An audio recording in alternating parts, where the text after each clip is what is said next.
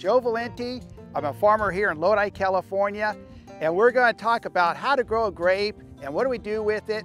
As you drive around Lodi and San Joaquin County, you see all these vineyards. They're considered a specialty crop. Okay, first of all, what do we have to grow a grape? And the question is always, well, we got to have a seed. Well, I'm going to get this grape right here, and we're going to split it open. And then what I want you to do is count how many seeds are in here. And I'll give you a hint. It's a seedless grape. So how many seeds are in here? There are none. So if we were to plant this grape into the soil, it wouldn't grow because there's not a seed. And you know, oddly enough, my grapevines are kind of like a bear. If you'd go out there in the summertime, what you would do is see something like this. Green leaves that are growing really, really lush. But what happens when it starts to get cold, and what does the bear do when it gets cold? It goes into hibernation. Well, actually, our grapevines will go into hibernation too. And we call it dormancy. And it's a period of time where they look like they're dead. You look at it, it's kind of brown, there's no leaves on it. But if I get my little trusty knife out, you start taking the bark off, and what happens? You see it's green here. So that tells us that it is alive. Well, next what I could do is I go out there and I'll get this cane, and we could kind of call it a stick, but it's really a cane. You cut it like that, flat on the bottom, and we cut this at an angle. And the reason I did that is so when I go to plant it, I don't forget and don't plant it upside down. So what I'm going to do is I'll get this cane, we'll put it into the soil, and we're going to get back to the bear. What happens in the springtime when it starts to warm up? The bear comes out of hibernation. What happens is our grapevines do the same thing. They start to grow. And this is how you could grow a grapevine without a seed. And what happens if I pull this out? Whoa, you can see this nice healthy soil here. And what I'm going to do here is start taking all this apart. And it would look like something like this. You see how the roots formed here from the bottom, and then the shoots came out of the top. In the summertime, it gets really, really hot, maybe 100 degrees. Do I go over to Costco, get me a big pellet of bottled water, go out to my vineyard and water like that? No, it would take a lot of time. What I actually do, we use drip irrigation. We put drip hose under our grapevines. This little thing sticking out right here is called an emitter, or we could call it a dripper. And it's very, very consistent. Out of this dripper right here, in 1 hour, I will fill up 1 cup. And this cup is 64 ounces, it's half a gallon. We put this right next to the plant, and what happens is it drips next to the vine, and we're able to conserve water. We're putting water exactly where we're needing it, we're not wasting it. The other items we have to grow a good grapevine, we have to have good, healthy soil. Now, how many of you kids take vitamins? We actually give our grapevines, it's kind of like a vitamin, but we call it fertilizer. And the fertilizer comes in different forms. Right here, we call it the dry form. It's little pellets, and what it does, it actually makes the grapevine grow healthy. It's kind of like what the vitamin does to you. Now, other things that a farmer may do when we're out in the field is we look for little insects, little tiny bugs, okay? And like what I have right here, actually we could see it with our eye. It's pretty obvious what you can see here. There's a little insect. But what we could do is go out there with a little hand lens. And it's like a little microscope. And what we do, we actually can look at the leaf and identify whether it's a good insect or whether it's a bad insect. So we're always looking at methods and how we can sustainably grow our crops, whether it's through drip irrigation or going out there and looking for good bugs and bad bugs. Actually, Marcus is the one who's the expert in it, and he could tell you a little bit about his land here and his vineyard and give you the history and the programs that he is in. So my name is Marcus Bokish, and I'm the owner of Bokish Vineyards. And like Joe, I'm a grape grower in the Lodi area.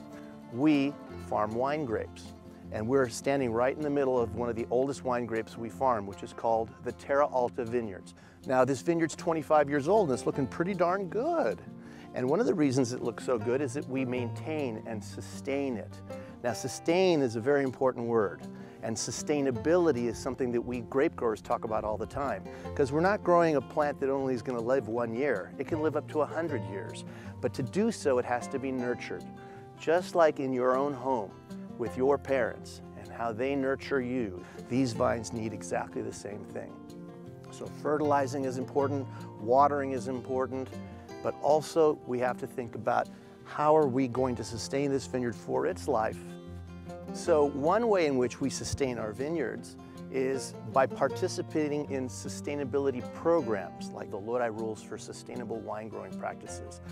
There's also other statewide programs like being a certified organic farmer.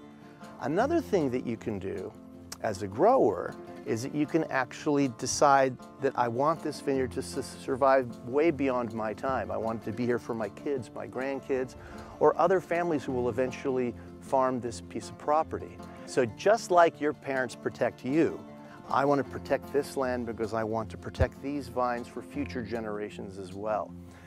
So one of the ways to do that is through what's called an agriculture conservation easement. Now that's a mouthful of words, but what it really means is that it's a tool that allows me to make sure that this land is always going to stay in agriculture.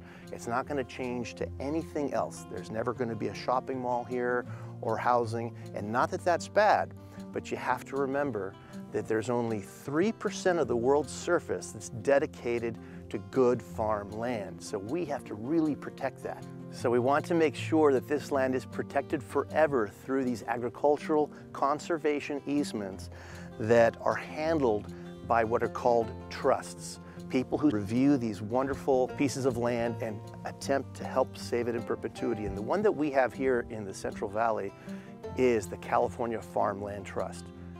Okay, now we kind of went over how to grow a grapevine and what do we do with it. But wait a second, how do we know if our grapes are ripe? What we could do is go out with an instrument like this right here, and it's called a refractometer. And what we're checking is for sugar content. So what I'm going to do is I'm going to get this grape and I'm going to put the juice on the refractometer. And then once it's on there, what I could do is close the lid right here and look into it, and it will give me numbers. Now, if it's 15, it's a lower sugar content. If it's 25, that means it's really, really sweet, and that's what we're looking for. You want a sweet grape, whether it's for a juice or for eating. There's different methods of harvesting grapes. You could actually go out and pick them by hand, or you could go out with a machine. How we pick the majority of our grapes are actually by a machine. If you were to track how far they travel harvesting grapes for the season, we go from Lodi all the way down to Los Angeles, turn around, and come back. So one machine in 1 year does about 700, 800 acres. When we use our machines, the grape harvesters, we do it at nighttime. The grapes are just crisper at nighttime. And again, grapes are sticky. There's a lot of sugar in there. So when it's warmer during the daytime, everything wants to stick. So that's why we do it at nighttime. What you could do is go to the grocery store and you could buy grapes like this. Well, grapes could actually be red. You could have actually white grapes, and you could have little tiny grapes like this. Now, earlier I explained how this is a seedless grape. Actually, this is a wine grape. And even though it's really, really small, it actually has seeds in it. So there are a lot of grapes that have seeds. As a matter of fact, most of them do. But this one is used more for juice, and it has a tendency of having some large seeds in it, even though it's small. Now, once we go to the grocery store and we pick out that bunch of grapes that we really, really like, and today I like this red colored bunch here, we're going to buy it, take it home. But once they're at home, what's the first thing you want to do? It's very, very important. You always want to wash them. Now, this is what we refer to as a fresh market grape. It's something you're going to take home and eat whole, okay? There's other methods we could do. We could actually take them to a processing facility that will crush that grape, and what we're going to do is we're going to make a lot of juice out of it. And that's what we're done here. We made a purple colored juice, and we made a red or white colored juice, okay? The other thing we could do with grapes is They'll get a Thompson seedless grape, and what they do, they actually put paper down on the soil, and they harvest the grapes and put them on the paper. And out in the sun, they dry. And what happens? It's called a raisin.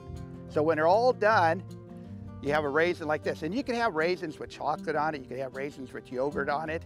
There's various ways. You could actually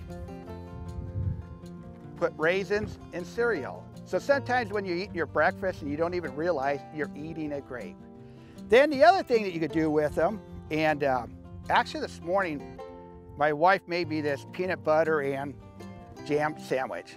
So there's numerous ways you could eat grapes. Now, if we protect all this land and we're able to, on these little 3% that we have, actually grow commodities, then we can go to our local store.